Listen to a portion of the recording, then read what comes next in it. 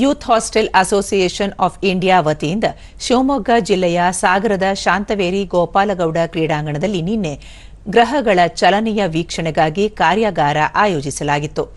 ಸಂಪನ್ಮೂಲ ವ್ಯಕ್ತಿ ಶಿಕ್ಷಕ ರೋಹಿತ್ ಟೆಲಿಸ್ಕೋಪ್ ಮೂಲಕ ಬಾಹ್ಯಾಕಾಶ ವೀಕ್ಷಣೆ ಏರ್ಪಡಿಸಿದರು. ಸಿಎನ್ಆರ್ ರಾವ್ ಉತ್ತಮ ಶಿಕ್ಷಕ ಪ್ರಶಸ್ತಿಗೆ ಪಾತ್ರರಾಗಿರುವ ರೋಹಿತ್ ಖಗೋಳ ವಿಜ್ಞಾನ, ಗ್ರಹಗಳ ಪರೇಡ್ ಇವುಗಳ ವಿಶೇಷತೆಗಳ ಕುರಿತು ಮಕ್ಕಳಿಗೆ ಮಾಹಿತಿ ನೀಡಿದರು.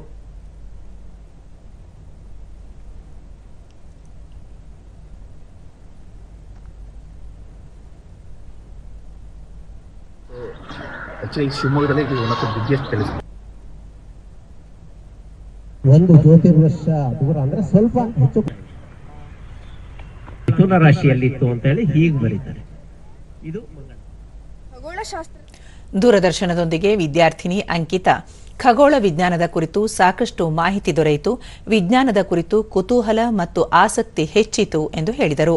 ಇನ್ನು ಖಗೋಳದ ಬಗ್ಗೆ ಇಂಟ್ರೆಸ್ಟ್ ಜಾಸ್ತಿ ಆಗತ್ತೆ, ಮತ್ತೆ ನಿಜವಾಗ್ಲೂ ಏನಿದೆ ಅನ್ನೋ ಕಲಿಯೋ ಹುಚ್ಚು ಜಾಸ್ತಿ ಆಗತ್ತೆ. ಮತ್ತೋರ್ವ ವಿದ್ಯಾರ್ಥಿ ಸುಮಂತ್ ಶಣೈ ಗ್ರಹಗಳ ಕುರಿತು ಪುಸ್ತಕ ಮತ್ತು ಟಿವಿಗಳಲ್ಲಿ ಮಾತ್ರ ಓದಿ ನೋಡಿ ತಿಳಿದಿದ್ದೆವು, ಈಗ ಅವುಗಳನ್ನು ನೋಡಿ ವಿಜ್ಞಾನದ ಕುತೂಹಲಗಳನ್ನು ಕಣ್ತುಂಬಿಕೊಂಡೆವು ಎಂದು ಹೇಳಿದರು. ಚಿತ್ರಗಳಾಗಿ ನಾವು ನೋಡಿದ್ವಿ, ಆದರೆ ಇಂದು ಕಣ್ಣೆದುರಲ್ಲಿ ಪ್ರತ್ಯಕ್ಷವಾಗಿ ನಾವು ಗ್ರಹಗಳನ್ನ ಇಂದು ವೀಕ್ಷಣೆ ಮಾಡಿದ್ದೇವೆ. ಇದು ನನಗೆ ತುಂಬಾ ಸಂತಸ ತಂದಿದೆ. ಹವ್ಯಾಸಿ ಖಗೋಳ ತಜ್ಞ ಮಂಜುನಾಥ್, ಖಗೋಳ ವಿಜ್ಞಾನ ವೈಜ್ಞಾನಿಕ ಸಂಗತಿಗಳಿಂದ ಕೂಡಿದೆ.